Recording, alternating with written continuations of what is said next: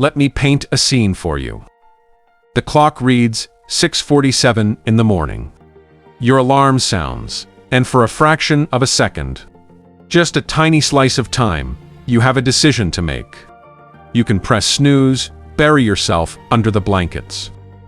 Waste 45 minutes scrolling through social media, watching strangers live their lives. Or you can choose something entirely different. But here is what almost no one tells you. That split second, that quiet, invisible gap between the alarm and your response, is not merely about getting more rest. It is a vote. A vote for the identity you currently hold. A vote for the kind of person you are becoming. Every single day, you are either constructing yourself or quietly, gradually, painfully tearing yourself apart.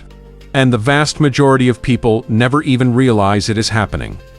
Now, I want to ask you something. And be honest with yourself, because no one else is watching. When was the last time you truly felt in command of your own life? Not just going through the motions. Not merely surviving the work week, but genuinely, deeply, solidly in control. As if the path of your existence was something you selected, rather than something that merely occurred to you. For most people, that sensation is rare and fleeting. Like something they once had or something they have been promised they will get after the promotion, after finding love, after losing weight, after finally having enough money. But what if I told you that sensation, that rootedness, that steady calm, that quiet self-assurance is not located at the finish line of some achievement? It is a discipline, and it has been recorded, tested, and validated for more than 2,000 years. What I am about to guide you through is not a hype video. I do not create those. This is an exploration of 11 practices that the ancient Stoics did not just talk about, they lived them. Soldiers used them on battlefields. Philosophers used them while governing empires. Slaves used them to preserve their dignity when everything else was stripped away. And today, they are being used quietly and intentionally by people who seem to move through life with a kind of inner stillness that makes you wonder, what do they know that I don't? Now you are about to find out. Stay with me for all 11. Each one builds on the previous, and by the end of this, I guarantee you will view your daily existence through a completely different lens. Not because I told you to, but because you will see it for yourself. Let's begin. Habit 1. Build your inner fortress before the world awakens. There is a man named David Goggins. You might recognize the name. Former Navy SEAL, ultra-marathon runner, widely regarded as one of the toughest human beings alive. He grew up in poverty, endured abuse as a child, failed military entrance exams twice, and was told by a doctor that he had a heart condition that would likely permanently disqualify him from service. He did something most people would never attempt. He woke up earlier, not to exercise, not to train, but to sit in stillness and have what he describes as a conversation with himself. Every single morning, before the outside world began its noise, he would sit with the uncomfortable truth of where he was and deliberately construct the mental image of where he was heading. What Goggins was doing, without knowing the technical term, was practicing what the Stoics called building your inner fortress. Marcus Aurelius, a Roman emperor and arguably the most powerful person alive during his era, would rise before his household stirred, not to read reports or check messages. He would write privately, honestly, brutally. His personal notes, never meant for public eyes, became what we now know as meditations, one of the most widely read philosophy books in human history. And the first line of nearly every entry was a form of self-examination. Not self-criticism, self-examination. There is a difference. Here is the practical reality. You do not need a Roman palace or a military background. You need 11 minutes. That is all. The moment you wake up, before your phone, before the news, before anyone else's agenda enters your mind, take 11 minutes and do 3 things. 1. Sit in silence for 3 minutes. No input, no music, no podcasts, just silence. Your brain, which has been in a semi-conscious restorative state all night, remains in what neuroscientists call a theta wave state for the first few minutes after waking. This is when your subconscious is most receptive. Filling that space with noise is like planting weeds, before your seeds have a chance to grow. 2. Spend 4 minutes asking yourself one single question and writing down the answer by hand. Not typing. The question is, what is the one thing that if I accomplish it today makes everything else easier or irrelevant? This is not a to-do list. This is clarity. This is prioritization at the deepest level. 3. Spend 4 minutes reading something that requires thought. Not a news headline, not a social media thread, something that challenges you. A page from Marcus Aurelius, a chapter from Ryan Holiday, a passage from Viktor Frankl. You are feeding your mind before the world gets a chance to interfere. 11 minutes. That is your inner fortress. That is your stronghold. And here is what happens when you do this consistently. The external noise, office politics, social media arguments, the anxiety spiral at 2 p.m. does not hit the same way, because you have already centered yourself. You have already chosen your frame for the day before the day, chose one for you. Epictetus, a man born into slavery with no rights, no property, no freedom of movement, said this. Men are disturbed not by things, but by the opinions they hold about things. What he meant was that events rarely destroy you. Your interpretation of events does. When you build your inner fortress every morning, you are preemptively selecting your interpretation. You are deciding in advance that today, you are the observer of your life, not its victim. That is a radical act. In a world specifically engineered to steal your attention, choosing to own the first 11 minutes of your day is one of the most powerful moves you can make. Start tomorrow. Not Monday, tomorrow. Habit 2.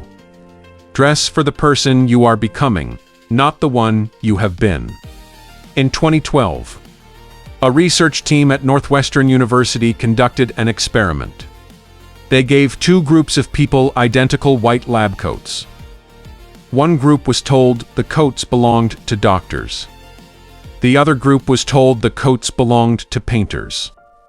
Then, both groups were given identical tasks requiring focus and precision. The doctor group significantly outperformed the painter group. Same coat, different story. Different result. They called this phenomenon enclothed cognition. The clothes you wear do not just affect how others see you. They affect how you see yourself. And how you see yourself affects how you perform.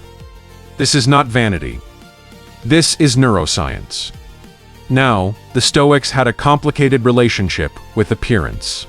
On one hand, Epictetus famously said that external things, wealth, beauty, social status, are not within our control, and therefore, should not be the source of our happiness. He was right about that. But Marcus Aurelius took a different view when it came to self-presentation. As an active he believed that how you showed up, your posture, your bearing, the way you carried yourself, was a direct reflection of the respect you had for your own character. It was not about impressing others. It was about embodying your values visually. Think of it this way. If you value discipline, does your appearance reflect discipline? If you value strength, does the way you carry yourself communicate strength? If you value seriousness of purpose, does the way you present yourself to the world signal that you take your purpose seriously? This is not about spending money. Let me be very clear about that. This is about intent. There is a concept in behavioral psychology called identity-based habit formation, which James Clear popularized in Atomic Habits. The idea is simple. Instead of focusing on the outcome you want, focus on the identity you want to inhabit. Then ask, what would a person with that identity do? A person who respects themselves, gets up, and dresses intentionally, even if they are working from home, even if no one will see them. Because the act of dressing with care is not for the audience. It is for the mirror. It is the signal you send to your own nervous system. I am someone who shows up properly. Start with the basics: clean clothes, good posture. And yes, posture is something you can control. Eye contact when you speak. A firm handshake. Measured, unhurried walk. These are not superficial things. They are the external language of your internal state. When you align your outer presentation with the person you are working to become, you close the gap between aspiration and identity.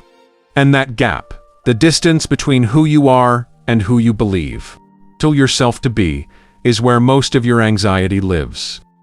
Close the gap. Start with what you wear. Habit 3. Train your face to lead your brain. In 1988, social psychologist Fritz Strack conducted what became one of the most replicated and debated experiments in psychology. He asked participants to hold a pen in their mouths in 2 different ways. One group held it with their lips, preventing a smile. The other held it with their teeth, forcing a smile-like expression. Then both groups rated the funniness of cartoons. The group forced into a smile-like expression consistently rated the cartoons as funnier. They were not happier because of a thought. They were happier because of a muscle movement in their face. This is the facial feedback hypothesis. And while it has been debated and refined over the years, the underlying neurological reality has held. Notional signals do not just travel from brain to face.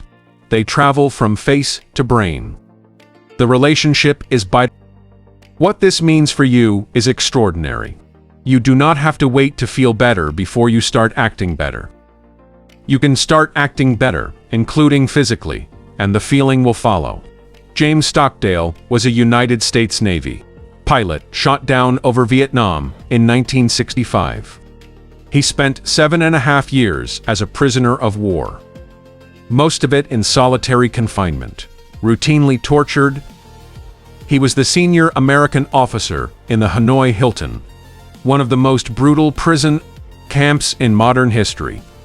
He later said something that has stayed with philosophers, psychologists, and military leaders ever since. He said, the prisoners who did not survive were not the pessimists. They were not even necessarily the weakest. They were, paradoxically, the optimists. The men who said, we'll be out by Christmas. And then Christmas came, and they were not out. Those men broke. Stockdale survived by practicing something deeply Stoic. He accepted the brutal reality of his situation without letting that reality determine his internal state. He controlled what he could control. He maintained his bearing. The composure on his face was not weakness. It was armor. Here is how this translates into your life right now, today. The next time you feel stress rising, your manager sends a passive-aggressive email. Someone cuts you off in traffic. You receive unexpected bad news. Before you react, do this. Take one deliberate breath. Allow a slight, barely perceptible relaxation of your jaw. And choose your expression. Not a fake grin, not performed happiness, just composure. The deliberate act of not allowing your face to broadcast your distress to the room. Because your face is not just information for others, It is feedback for yourself.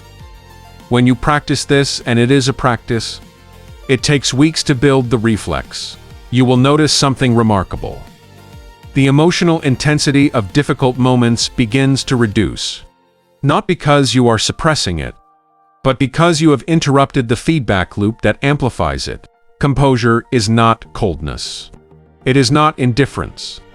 It is the conscious decision to remain the person you choose to be, even when the world is trying to make you someone you do not want to become.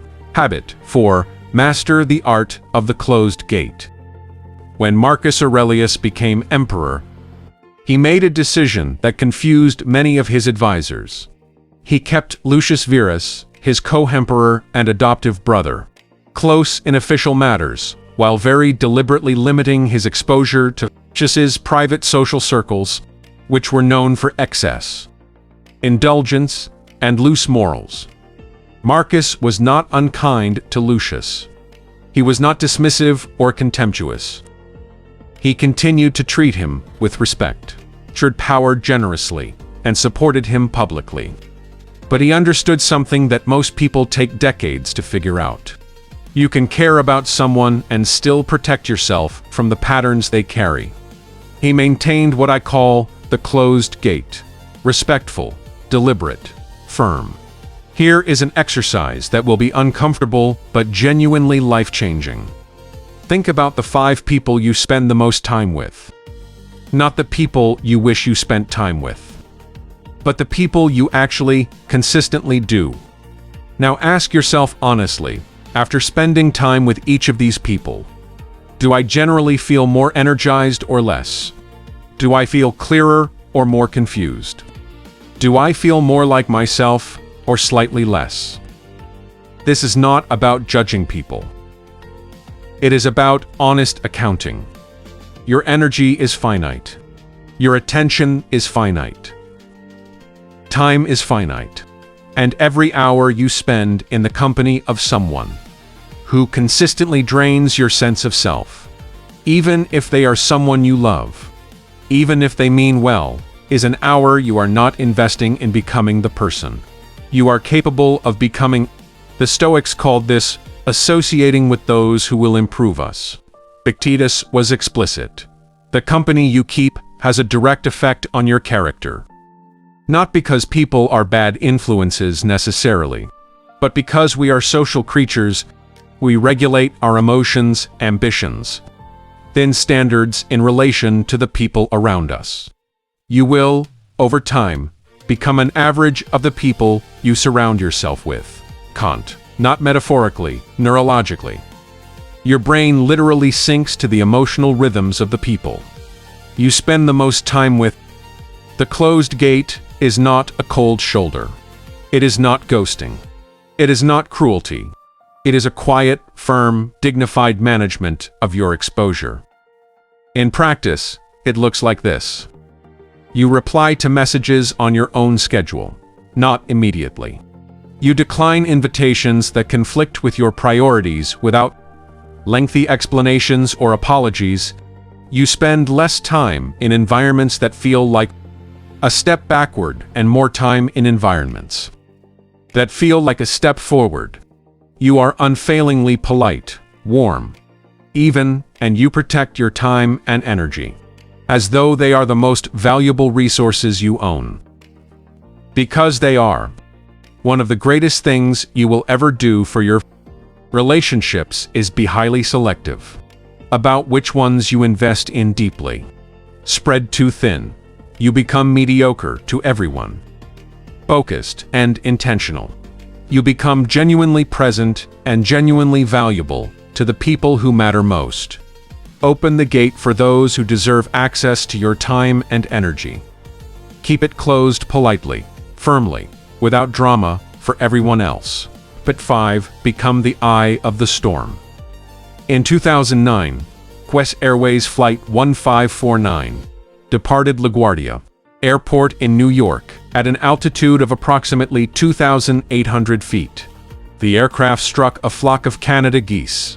Both engines lost thrust almost simultaneously.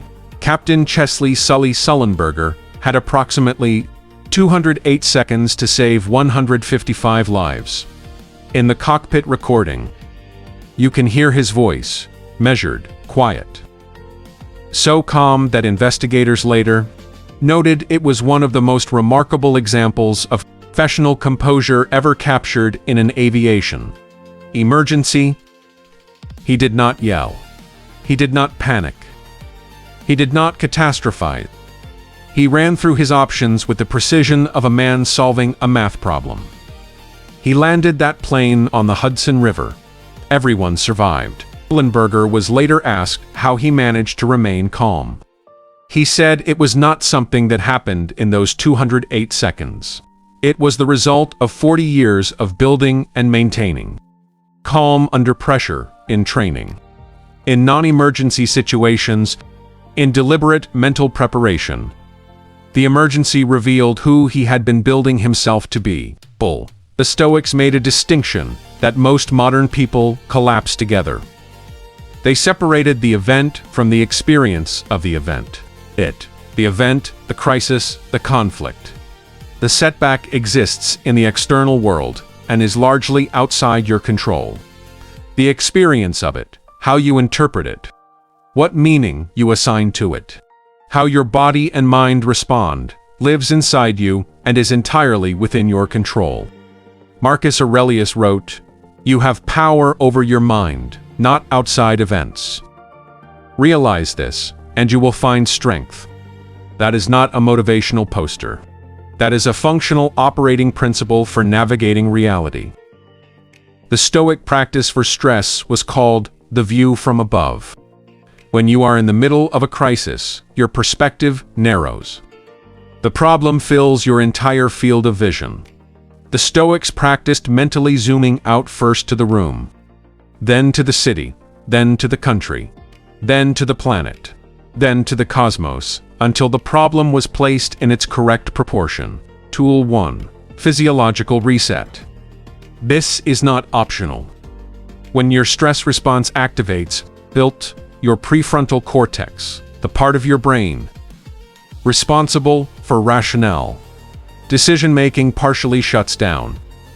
You literally cannot think as well when you are panicking.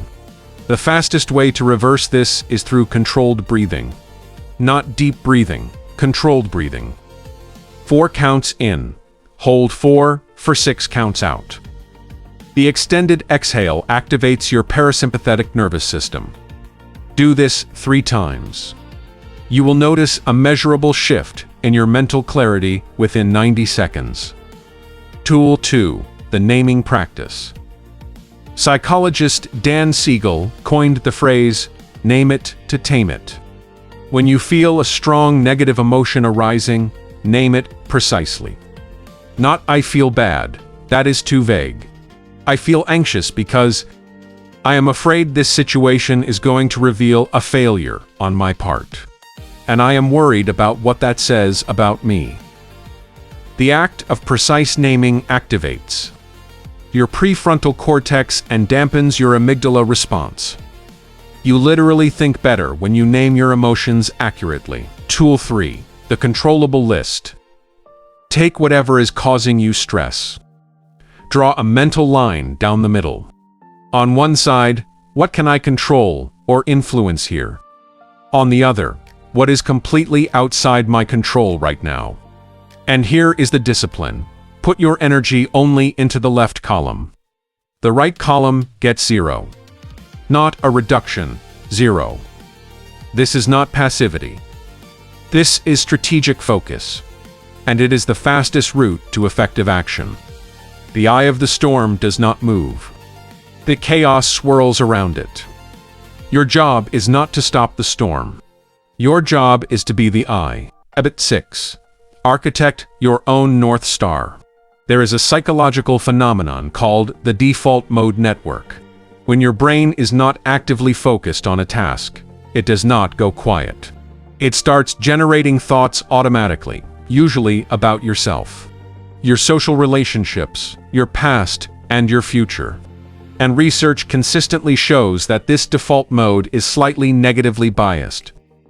Left to its own devices, your brain will tend toward worry, comparison, and a vague sense of dissatisfaction.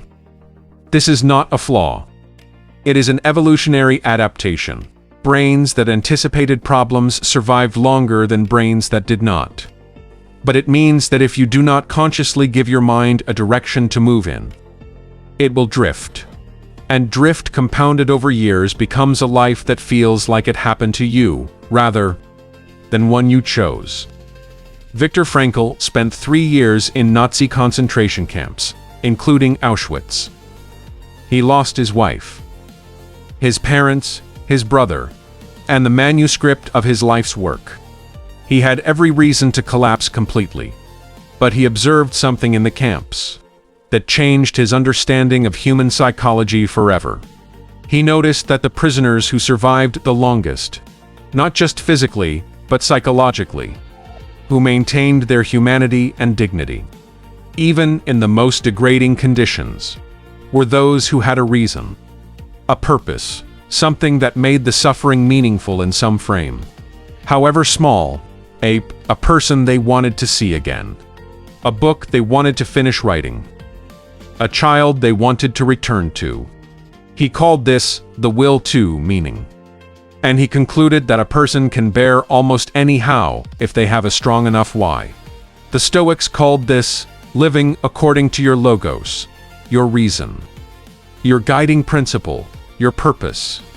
They believed that each person had a unique function, a role that was theirs to fulfill, and that the good life consisted of discovering that function and executing it with full commitment. Seneca, who was one of the wealthiest and most influential men in Rome, wrote frequently about the danger of spending your life pursuing things that other people told you were important. He wrote, "It is not that I am brave, but that I know the things which are not worth fearing, and the things which are." He was talking about the clarity that comes when you know what actually matters to you. Most people have never spent a single serious hour thinking about what they actually want from their life. Not what they are supposed to want. Not what their parents wanted. Not what their social group validates. But what they genuinely, uniquely want. And so they end up living borrowed lives. Here is a simple but unusually powerful exercise. Get a blank piece of paper. Write down in 10 years. If I look back and feel deeply satisfied with how I lived. What would have had to be true? Not in terms of possessions or status, but in terms of how you lived, what you contributed, who you became, what you stood for. And right. What am I currently doing that moves me toward that version of my life? And what am I currently doing that moves me away from it? The gap between those two columns is where your architectural work begins. You cannot hit a target you cannot see. Your North Star is not something you find. It is something you construct deliberately, thoughtfully, and then you navigate toward it every single day, one decision at a time. Habit 7. Plant your flag and hold the line. In 1951, social psychologist Solomon Asch conducted one of the most disturbing experiments in the history of psychology. He placed a subject in a room with a group of actors. They were all shown a series of lines and asked to identify which line matched a reference line in length. The answer was obvious. The actors deliberately gave the wrong answer out loud, confidently, over and over. Ordinary people, knowing the correct answer, changed their answer to match the group, just to avoid standing out. Just to avoid the social discomfort of disagreement, even when they knew they were right. 75% of participants conformed at least once. When asked afterward why they changed their answer, many said they thought they must have been wrong, even though they were not. This is not a story about weak people. This is a story about all people. The pressure to conform is one of the most powerful forces in human psychology. And if you are not actively, consciously resisting it, it is shaping your choices right now. Making your stand is not about being contrarian. It is not about arguing for the sake of it, or making your identity synonymous with disagreement. The Stoics were very clear on this. Zeno, the founder of Stoic philosophy, was known for the quality of his listening before his speaking. He did not make his stand carelessly or impulsively. He considered, he evaluated, and then, when he had established what was true and what he believed, he held that position with remarkable stability. The distinction the Stoics made was between an opinion and a value. Opinions are negotiable. They should be updated when you receive new evidence. Values are not negotiable. They are the load-bearing walls of your character. And if you compromise them for social ease, you do not lose just your integrity, you lose your sense of self. And a person without a stable sense of self is extraordinarily vulnerable to manipulation, to depression, and to the kind of chronic low-level anxiety that comes from not knowing who you actually are, right down right now or tonight. 5 things that are non-negotiable in how you live. Not aspirational things. Not things you wish were true, things that are actually true. Things that you will not compromise, regardless of social pressure. Regardless of financial incentive. Regardless of who is in the room. Maybe it is honesty. Maybe it is loyalty to the people you love. Maybe it is the refusal to participate in cruelty of any kind. Maybe it is your commitment to your own growth. Whatever they are, write them down, because the act of writing them creates a contract with yourself. And the next time you are in a situation where you feel the pressure to betray one of those values, and that situation will come. It always does. You will have something to return to. Something that says, "This is who I am. This is where I stand." Epictetus said, "First say to yourself what you would be, and then do what you have to do." That sequence matters. Clarity of identity, first, action, second. When you know who you are, the decisions become easier. You do not have to deliberate in the moment. You have already decided. Plant your flag, and when the wind comes, and it will hold the line. Habit 8. Sharpen the blade of wit. There is a common misunderstanding about Stoicism. People think it is serious, solemn, humorless, a philosophy of gritted teeth and furrowed brows. Then you actually read Seneca. Seneca, tutor to Emperor Nero, one of the most powerful men in Rome, had a frequently irreverent sense of humor. He mocked pretentiousness, including his own. He wrote entire letters satirizing the absurdity of wealthy Romans. Pew philosophized about the simple life from their multiple villas. And Marcus Aurelius, in his private journals, showed a dry wit that scholars have noted but popular culture ignores. He described certain politicians with a precision of observation that was quietly devastating. Wit is not a distraction from Stoic practice. It is an expression of it. Because humor, real humor, not performance, requires the ability to see things clearly, to recognize the gap between what is and what is pretended, and to communicate that gap with precision and timing. That is fundamentally a Stoic skill. Research on psychological resilience consistently identifies humor as one of the strongest predictors of the ability to recover from adversity. Not the ability to tell jokes. The ability to find something genuinely absurd or ironic in difficult situations. To see the gap between the seriousness with which we regard our problems and the actual scale of those problems in the context of a very large universe. There is a concept in cognitive therapy called cognitive diffusion. The ability to create a slight distance between yourself and your thoughts so that you observe them, rather than being consumed by them. Humor does this naturally.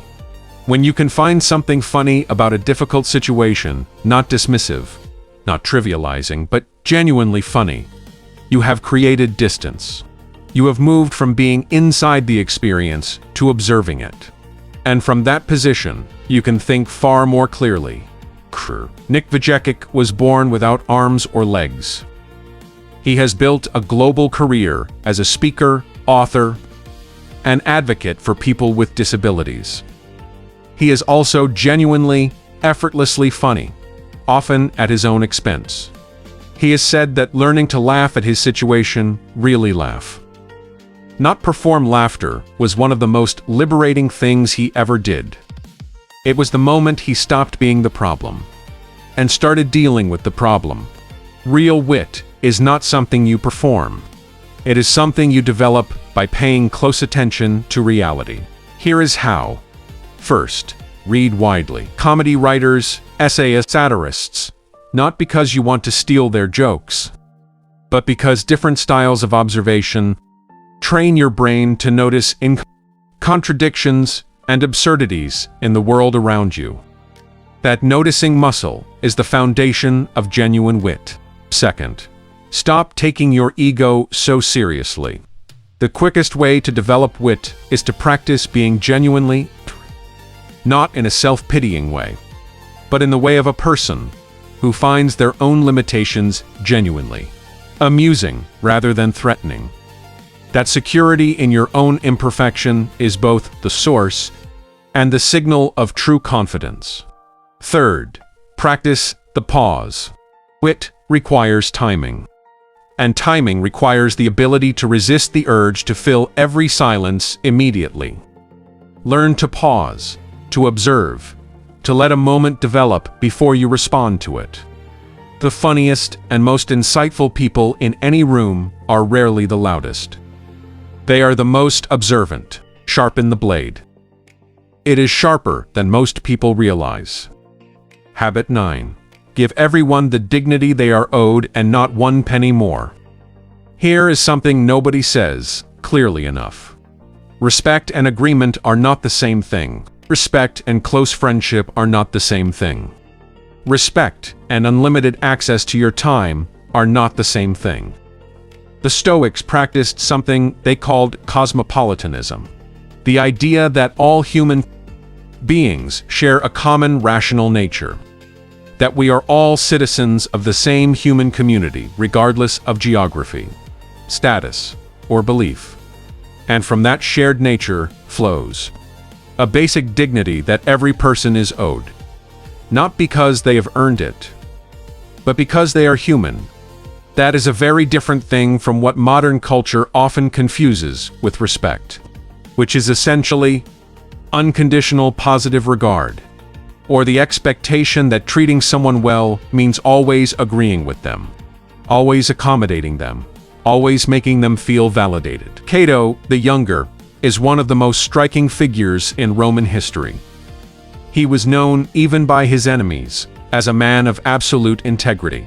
Julius Caesar, who was his political opponent, and who ultimately defeated him, once said that Cato was the only man he could not corrupt, bribe, or flatter.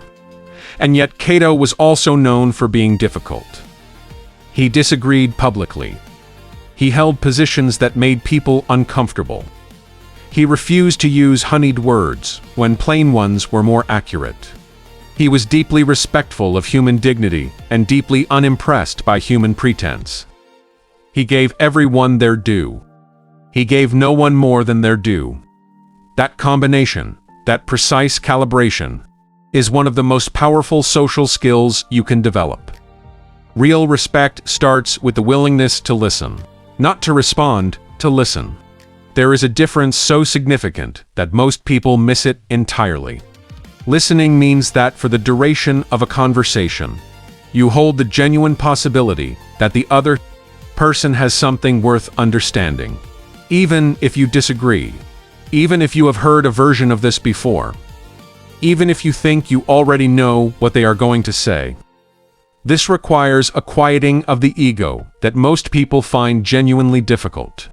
Because the ego wants to be right. It wants to have already known. It wants to respond before the other person has finished speaking. Because responding is performing knowledge, and the ego loves performance. Listening, real listening, is an act of profound respect, and it costs you nothing except the ego's entertainment. Beyond listening, return what you borrow. Acknowledge effort, even when the result falls short. Say thank you, and mean it. These are not soft skills.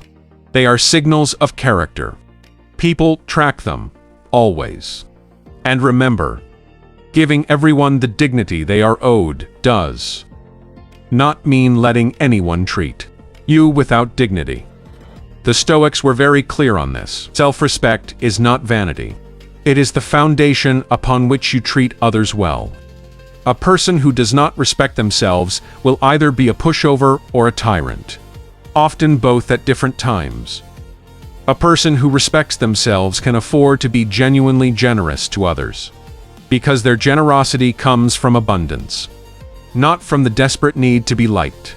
Habit 10. Memento mori. Let death sharpen your life. When a Roman general returned from a great military victory, he was granted a triumph, a ceremonial procession through the streets of Rome. The crowds cheered. Flowers were thrown. It was one of the greatest honors in the Roman world.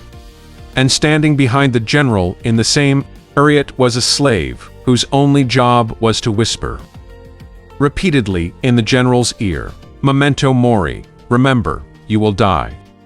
Not as a curse, not as a threat, as a gift, as the most useful possible reminder in a moment of maximal glory. This too shall pass. You are mortal. Do not become intoxicated by this. The Stoics were obsessed with death, not in a morbid, anxious way, but in a clarifying way. They practiced something called the negative visualization of death. The deliberate contemplation of the possibility that any given day might be your last. Before you dismiss this as dark, consider what happens to your attention when you genuinely sit with that possibility for 60 seconds, genuinely. Not the petty grievance you have been carrying for 3 weeks. Does it still feel worth carrying? The conversation with your father that you keep postponing. Does it still feel like something you can defer indefinitely? The goal you have been saying you will start on Monday for 6 months. Does Monday still feel like a safe assumption? Mortality is the great editor. When you hold it properly, it cuts through everything that does not matter with terrifying efficiency. Steve Jobs, who was famously influenced by Zen Buddhism, which shares many of Stoicism's insights on said in his 2005 Stanford commencement address that asking himself every morning, if today were the last day of my life, would I want to do what I am about to do, had been the most important tool in his decision-making for 33 years. That is not nihilism. That is precision. You do not need to spend your days fixated on death. That would be counterproductive. But a regular, honest engagement with your own mortality, even 5 minutes a week, will do more for your sense of purpose than most productivity systems combined. Ask yourself, if I knew I had 6 months left, what would I stop doing immediately? What would I start doing immediately? Who would I call? What would I forgive, including myself? The answers to those questions are not hypothetical.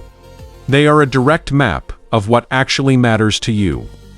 And the things that actually matter to you are the things your life should be organized around.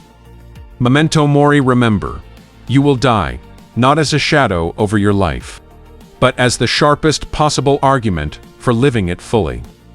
Habit 11. Practice the evening reckoning. If the morning practice is the foundation, the evening reckoning is the architecture review. And almost nobody does it seriously.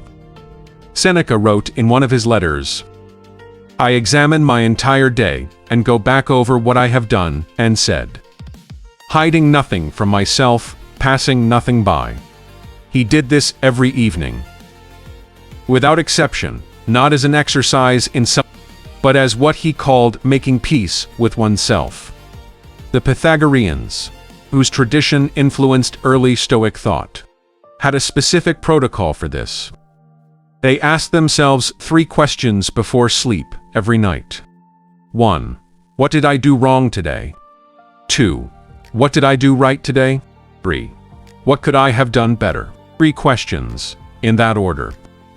The wrong first, not to punish yourself, but to ensure honest accounting.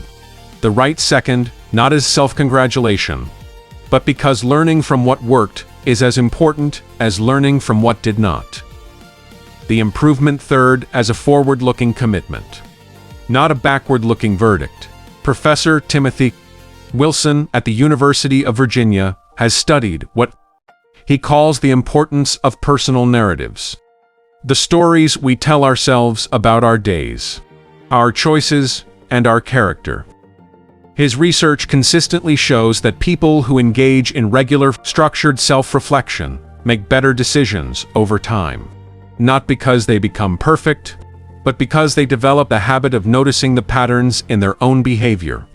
Most people are not aware of their patterns.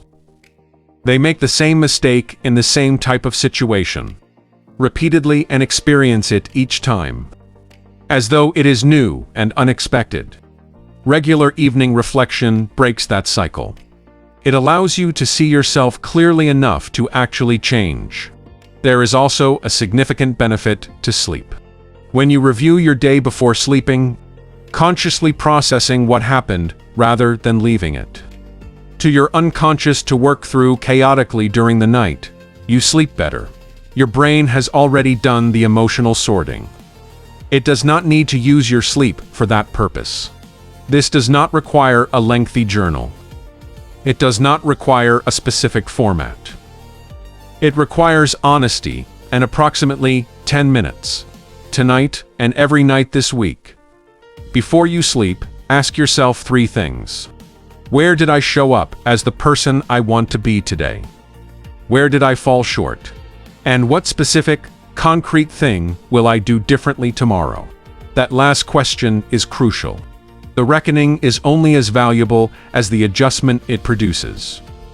An evening review that ends in self-criticism without forward commitment is not Stoic practice. It is rumination. The Stoics were not interested in guilt. They were interested in improvement. Close each day with honesty. Open each morning with intention. Do that consistently for 90 days, and your life will not look the same. So here we are. 11 habits. Not 11 ideas, 11 practices. Things you can do starting tomorrow morning. Starting tonight, actually, with the evening reckoning. Let me remind you what this is really about, because I want you to leave this video with the right frame. The Stoics were not interested in perfection. They were not claiming to have all the answers.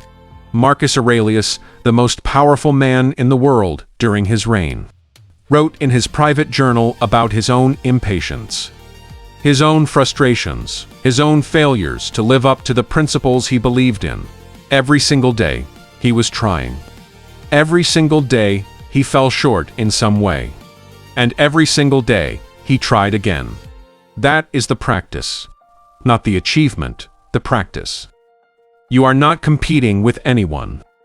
You are not trying to become a different person. You are trying to become more fully the person who already exists. Inside you, underneath the conditioning, underneath the noise, underneath the fear of what other people think. These 11 habits are not a program.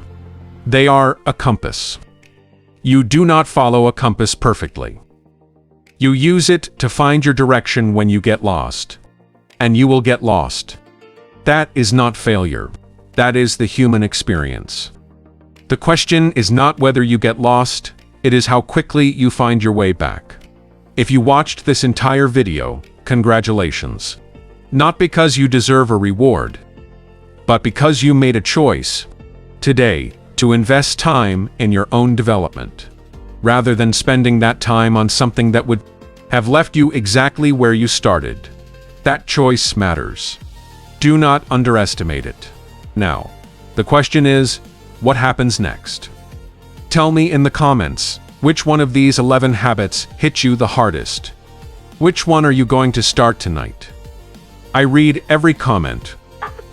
And if this was worth your time, share it with one person who you think needs to hear it. Not for my numbers, but because you actually think it would help them. That is the only reason that matters. Until the next one, stay grounded, stay sharp. And remember, you are always building something. Make sure you are building something worth standing in. Take care of yourselves.